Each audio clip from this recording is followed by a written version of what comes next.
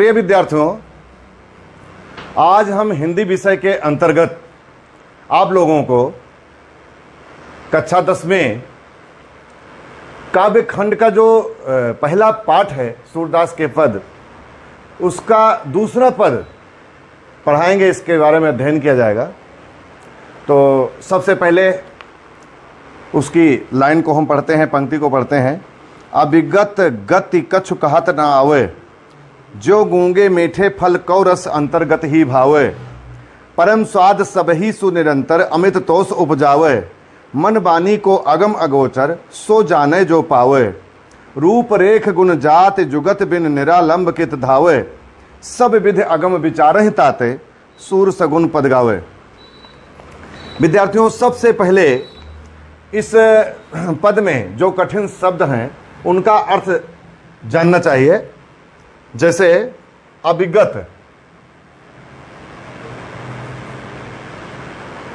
अभिगत माने कभी ना समाप्त होने वाला, जिसका कभी परिवर्तन ना हो, जो कभी नष्ट ना हो, वो निराकार ब्रह्म, निराकार ईश्वर के लिए यह शब्द प्रयोग किया गया है। गति माने दशा, ज्यों माने जिस प्रकार, अंतर्गत माने अंदर ही अंदर या हृदय में, भावे माने अच्छा लगता है, परम माने बहुत अधिक, निरंतर माने लगातार, अमित माने अथाह असीम, तोष माने संतोष, उपजावे माने उत्पन्न होता है, मन बानी मन और वाणी, अगम माने जहाँ तक पहुँचना अत्यंत कठिन हो, दुर्गम हो, अगोचर माने इंद्रियों की पहुँच से परे, रूप रेख गुण जात जुगत में, रेख माने आकृति, गुण माने गुण, जात माने जात, जुगत माने तरीका, बिन माने बिना, निरालंब माने बिना आधार के, कित माने कहाँ, धावे माने दौड़े, ताते माने इसलिए, सगुण पद माने ईश्वर का साकार रूप, सगुण पद उसको कहा जाता है। तो ये रहा शब्दार्थ जो भी हमने बताया।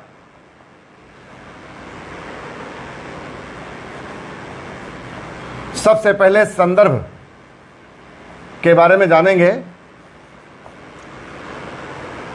प्रस्तुत पद या प्रस्तुत पद्यांश या प्रस्तुत काव्यांश या प्रस्तुत पद्य पंक्ति हमारे पाठ्य पुस्तक हिंदी के काव्य खंड के पद नामक शीर्षक से अवतरित है, जिसके रचयिता सूरदास जी। ये हो गया संदर्भ, क्योंकि संदर्भ में परिचय लिखा जाता है। और दूसरी हेडिंग होती है प्रसंग।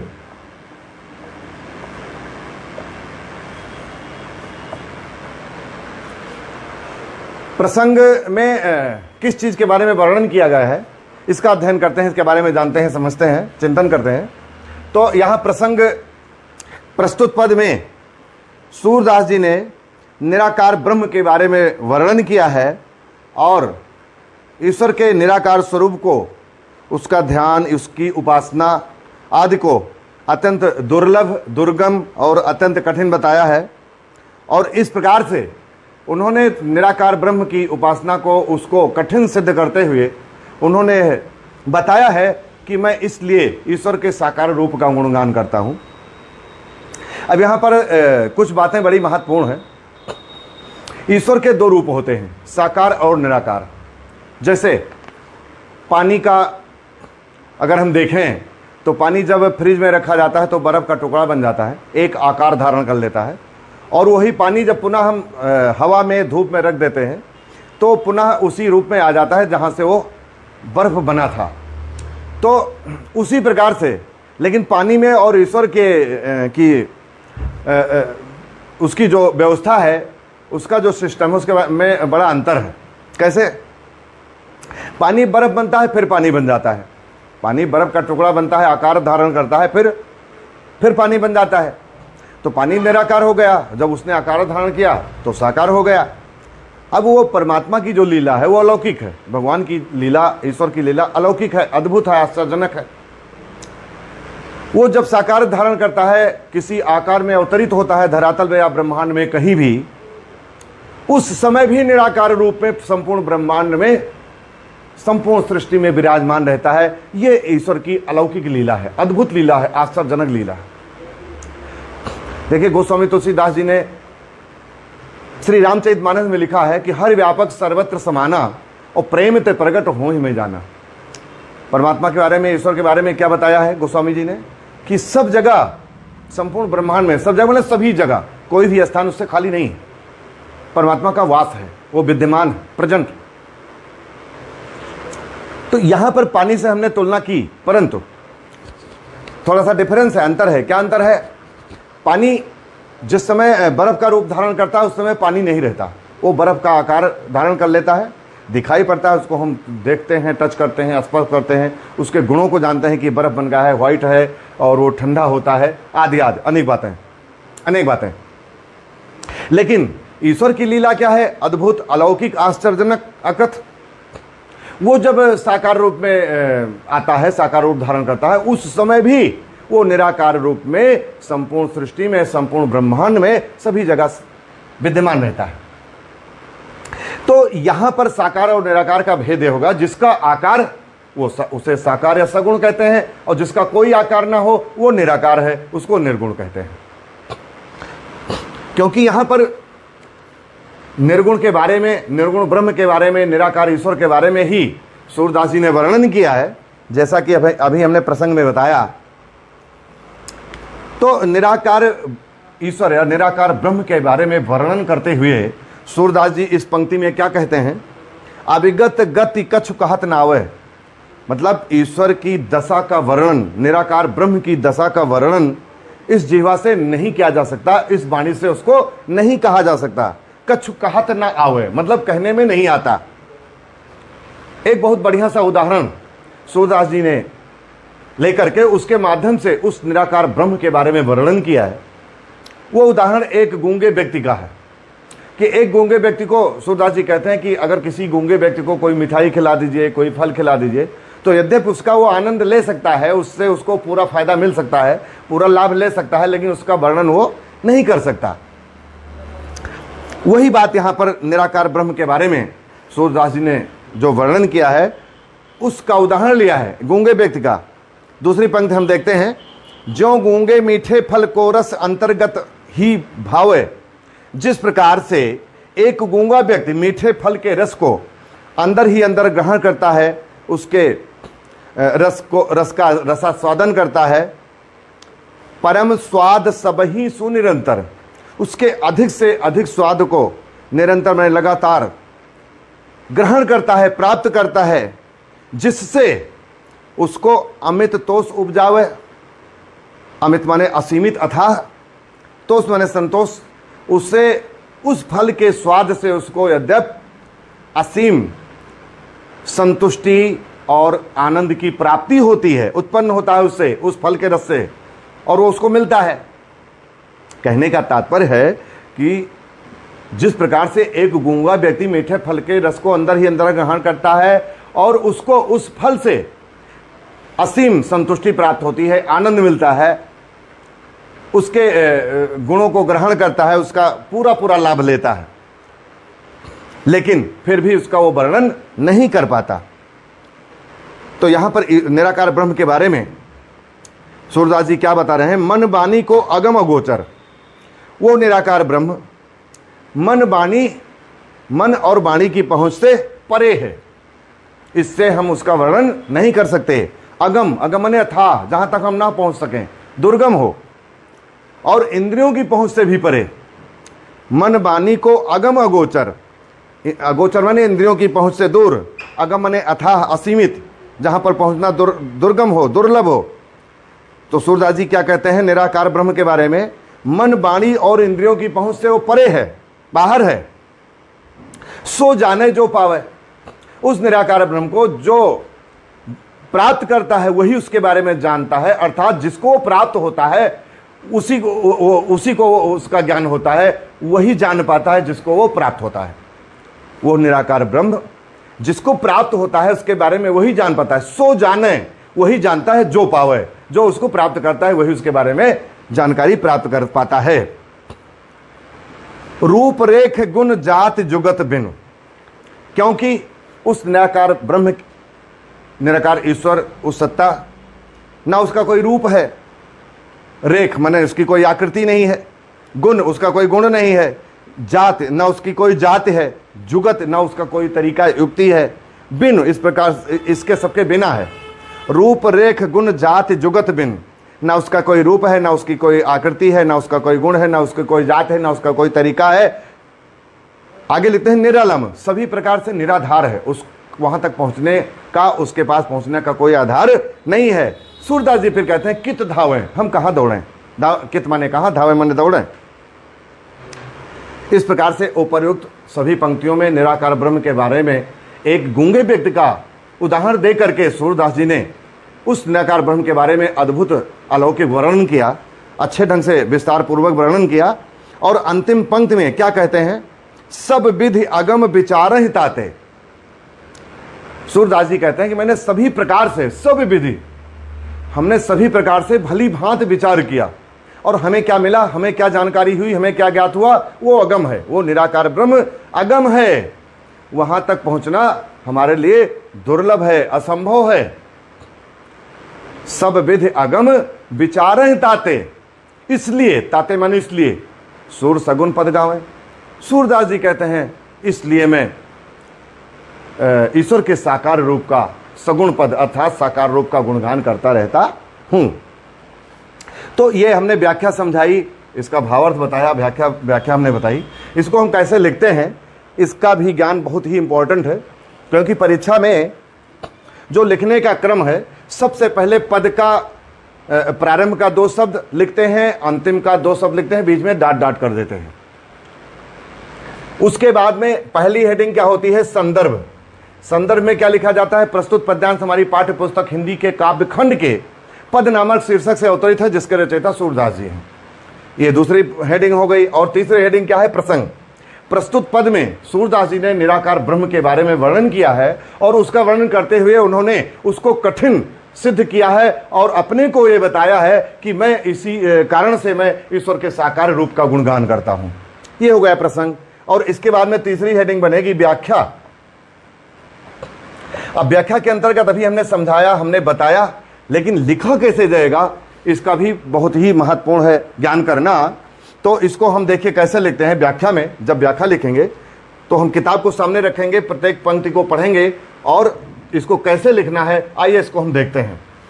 प्रस्तुत पद में या प्रस्तुत काव्यांश में या प्रस्तुत पद्यांश में सूरदास जी कहते हैं कि अभिगत कछ कहत ना आवे। क्या कहते हैं कि ईश्वर निराकार ब्रह्म की दशा का वर्णन इस जिह्वा से, इस वाणी से नहीं किया जा सकता, अर्थात वो कहने में नहीं आ सकता। जो गूंगे मीठे फल को रस अंतर्गत ही भाव है, जिस प्रकार एक गूंगा व्यक्ति मीठे फल के रस को अंदर ही अंदर ग्रहण करता है, परम स्वाद सब ही सुनिरंतर अमित तोष उपजावे, उसके अधिक से अधिक स्वाद को यद्यपि वो लगातार ग्रहण करता है, उसका रसास्वादन करता है और उससे उसको असीम आनंद और संतुष्टि प्राप्त होती है, लेकिन वो उसका वर्णन नहीं कर पाता। उसी प्रकार यहां पर निराकार ईश्वर के बारे में वर्णन है, सूरदास जी ने अच्छे ढंग से किया है। मन वाणी को अगम गोचर, वो निराकार ब्रह्म मन और वाणी और इंद्रियों की पहुंच से दूर है। मन वाणी को अगम अगोचर सो जाने जो पावे, वो निराकार ब्रह्म मन वाणी और इंद्रियों की पहुंच से परे है। उसके बारे में वही जान पाता है जिसको प्राप्त होता है, क्योंकि ना तो उसका कोई रूप है, ना उसकी कोई आकृति है, ना उसका कोई गुण है, ना उसकी कोई जात है, ना उसका कोई तरीका है, युक्ति है, अर्थात सभी प्रकार से वो निराधार है। वहां तक पहुंचने का कोई आधार नहीं है, कोई रास्ता नहीं है। तो मन वाणी को अगम अगोचर सो जाने जो पाओ, वो निराकार ब्रह्म। मन वाणी कहने का जो तात्पर्य है, जिस प्रकार से एक गूंगा व्यक्ति मीठे फल के रस के सारे गुणों को प्राप्त कर सकता है लेकिन उसका वर्णन नहीं कर सकता, उसी प्रकार से निराकार ब्रह्म की दशा भी है, क्योंकि वो मन वाणी और इंद्रियों की पहुंच से परे है। उसके बारे में वही जान पाता है जिसको प्राप्त होता है, क्योंकि ना उसका कोई रूप है, ना उसका कोई गुण है, ना उसकी कोई जात है, ना उसकी कोई आकृति है, सभी प्रकार से वो निरालंब है, निराधार है।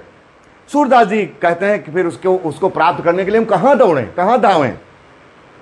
पद की अंतिम पंक्ति में पुनः सूरदास जी कहते हैं कि वो निराकार ब्रह्म सभी प्रकार से हमने विचार किया, वो दुर्गम है, दुर्लभ है, अगम है, वहां तक पहुंचना हमारा मतलब असंभव है। हमारा वहां तक पहुंच पाना बहुत ही कठिन है, असंभव है।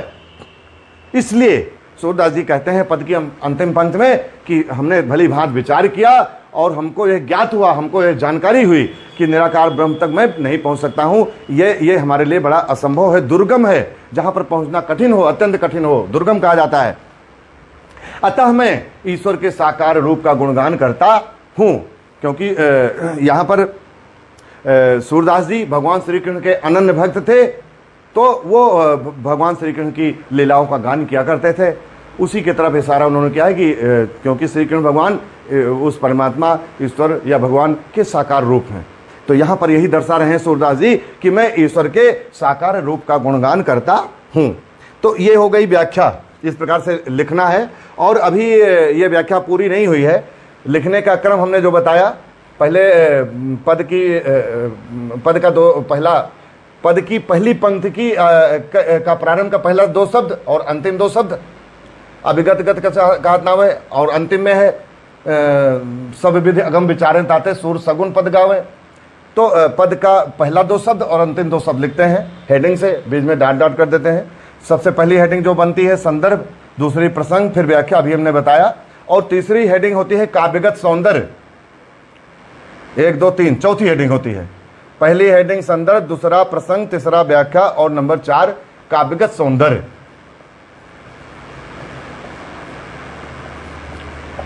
पिछले वीडियो में हमने बताया था कि काव्यगत सौंदर्य में इसके अंतर्गत 5 हेडिंग का होना बहुत इंपॉर्टेंट है, बहुत आवश्यक है।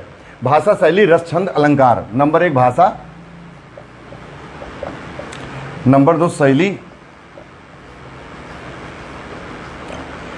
नंबर 3 रस, भाषा में होगा ब्रज भाषा। पिछले वीडियो में हमने इस बात को बताया था कि सूरदास जी ने अपनी अधिकांश रचनाएं ब्रज भाषा में ही लिखी हैं, तो यहाँ इस पद में ब्रज भाषा का प्रयोग है, तो भाषा के आगे ब्रज भाषा लिखेंगे काव्यगत सौंदर्य में, और इसके बाद शैली में लिखेंगे मुक्तक शैली।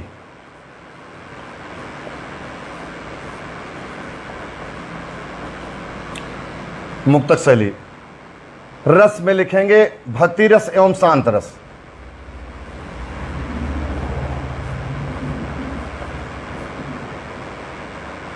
भक्ति रस एवं शांत रस, ये हो गया। तो भाषा, शैली, रस। इसके बाद में 2 हेडिंग और महत्वपूर्ण है, छंद और अलंकार। ये काव्यगत सौंदर्य के अंतर्गत और भी लिखा जाना चाहिए, लेकिन ये इतना न्यूनतम है। कम से कम 5 हेडिंग तो लिखना बहुत आवश्यक है। भाषा, शैली, रस, छंद, अलंकार। तो यहां पर छंद क्या है? ये पद। और अलंकार में अनुप्रास अलंकार।